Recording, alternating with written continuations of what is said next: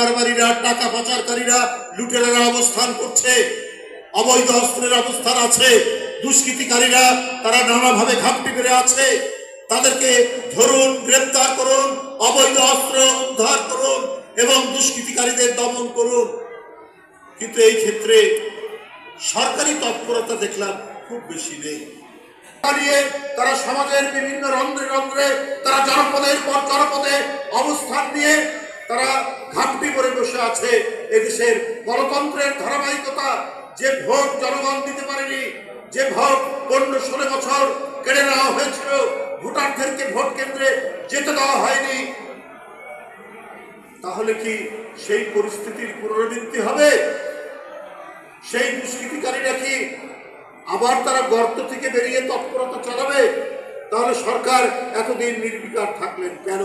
এই সরকার খুব তৎপর, বিভিন্ন জায়গায় পোস্টার প্রচারণা চলছে।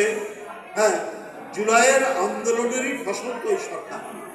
এই ব্যাপারে অন্যায় কিছু নেই যে সরকার এটা করতে পারে, কিন্তু আমরা এইটার ব্যাপারে যে তৎপরতা দেখছি, দুষ্কৃতিকারীদের দমনে এই তৎপরতা তো আমরা দেখলাম না কেন?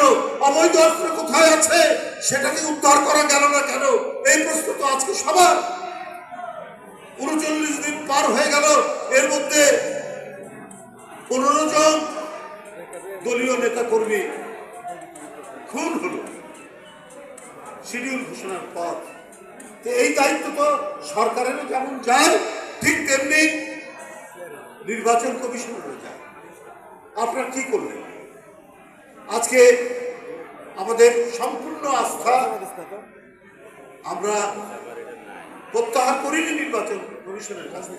আমাদের এখনো অনেক আস্থা রয়েছে, সরকারের প্রতি রয়েছে, কিন্তু নির্বাচন কমিশনের কাজের মধ্যে যদি অস্বচ্ছতা এবং অনিয়ম থাকে তাহলে তো এটা তো মানে অবাধ সুষ্ঠু নির্বাচনের ক্ষেত্রে মানুষের তো প্রশ্ন দেখা দেবে নির্বাচন কমিশনের প্রতি, মানুষের তো সংশয় সন্দেহ দেখা দেবে নির্বাচন কমিশনের প্রতি। আপনাদের এই কাজে তো মানুষের সন্দেহ তো আসতেই পারে।